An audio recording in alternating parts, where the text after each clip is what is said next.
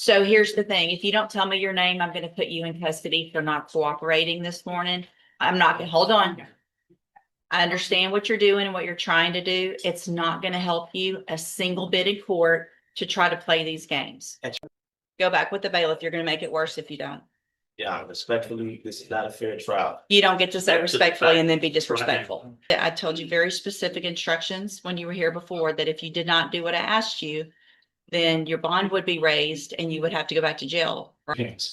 I'm sorry, speak up so I can hear you. Here today You're appearing here today? by special appearance. Okay, what is your name? I'm a third party intervener on behalf of artificial legal entity Nasir Brown. Okay. At one point in your, at some point in your life prior to being this third party, were you Nasir Brown? No. You're not him. I'm a third party intervener. So here's the thing. If you don't tell me your name, I'm going to put you in custody for not cooperating this morning. I'm not going to hold on. I understand what you're doing and what you're trying to do. It's not going to help you a single bit in court to try to play these games. That's relative. So are you Nasir Lewis Brown, or have you been him at some point in your life or not? Yes. Okay. So I'm going to call you by Mr. Brown because I'm not going to say all the words that you just said because you have now identified yourself as Nasir Lewis Brown. And so, Mr. Brown, this is your initial appearance and you have two cases. And cause number 26, I just asked you not to speak over me. So here's the thing, Mr. Brown. I'm going to be very patient. And at the child subject matter jurisdiction, going on record. Your challenge of the subject matter jurisdiction is overruled. Let me go through what I need to go through, okay? So this is your initial appearance, your first day in court. I'm required to go through what you're charged with by indictment. In cause number 26, BCCR 03322, you're charged with a third-degree felony offense of assault family violence by impeding breath or circulation from February 16th of 2026. And then in cause number 26, DCCR 0323,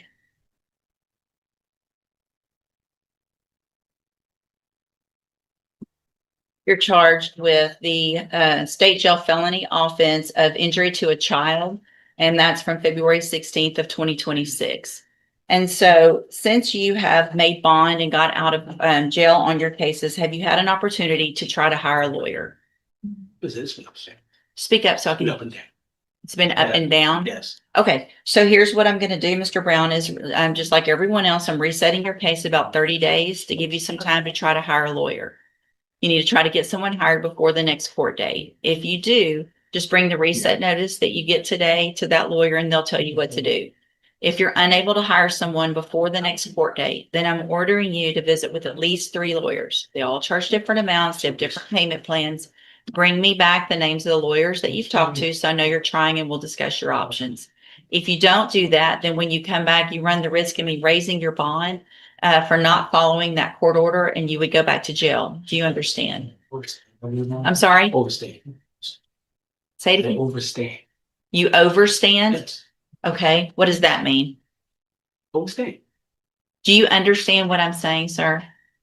I'm blind. You'll oblige. I'm blind. Yeah. Okay. You just determined to use different words and be difficult, aren't you? No. Okay.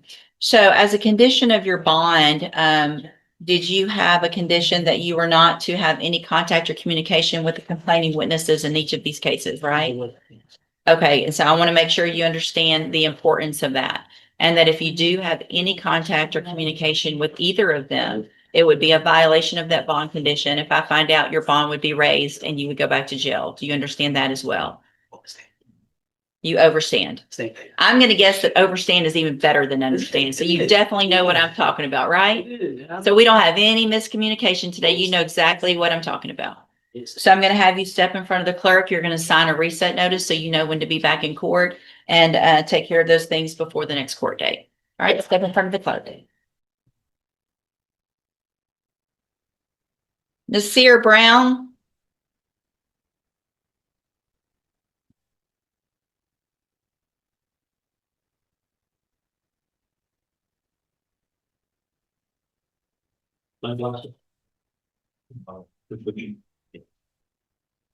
Are you Nasir Brown? Already in the meeting. I'm I sorry. think we were here before. You've been here before, but you have to speak up where I can hear you. Executing beneficiary of the trust in hand. Of the trust of what? Of the trust in hand, yeah. Of the trust in hand? Whose Yes. hand? What trust? The execution. Did you bring a copy of it? I wasn't able to get to the copy. I do have. Take the glasses off. I need to see your eyes, please.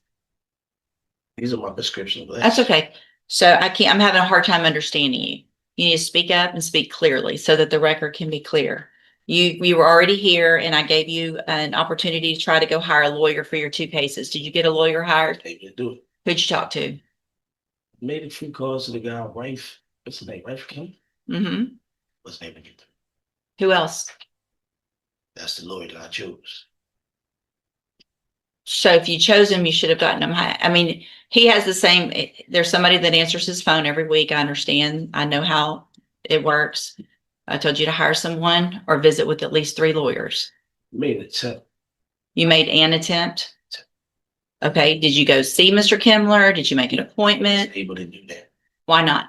I'm not in a position to go back and forth in front of a lawyer that's in this state that I'm not from. This is foreign age. So here's the thing, Mr. Brown, I told you very specific instructions when you were here before that if you did not do what I asked you, then your bond would be raised and you would have to go back to jail, right? No. Yes, that's exactly what I say, because you've heard me say it probably 8 times already this morning. So at this time, Mr. Brown, because you did not do what I asked you to do or what I ordered you to do, I'm going to raise your bond. Challenge subject matter jurisdiction. That's overruled. Listen, Mr. Brown, I'm raising your bond to $100,000 in each of your cases for not following the court order. Go back with the bailiff. Go back with the bailiff. Go back with the bailiff. You're going to make it worse if you don't. Yeah, respectfully, this is not a fair trial. You don't get to say respectfully and then be disrespectful. Go back with the bailiff. She started doing Don't make me lay hands on you, Why would you lay hands on me? because you're not doing what I'm telling you. Now go. Mr. Brown, She go you back. need to go back with the bailiff. Right now, I've raised your bonds. You have to go with the I am not bailiff. a threat to any officer. You through in, Judge? Yes, I'm through. I am not a threat to any officer. Let's go. Why are hands on me? Yeah. Why are I hands told being you, I put told you I was gonna put hands on you. Why are hands being put on? Y'all see this on the camera? Stand right there, put your hands on the wall. Okay, put your hands on the wall, because you're not listening. Don't listen. I don't know that.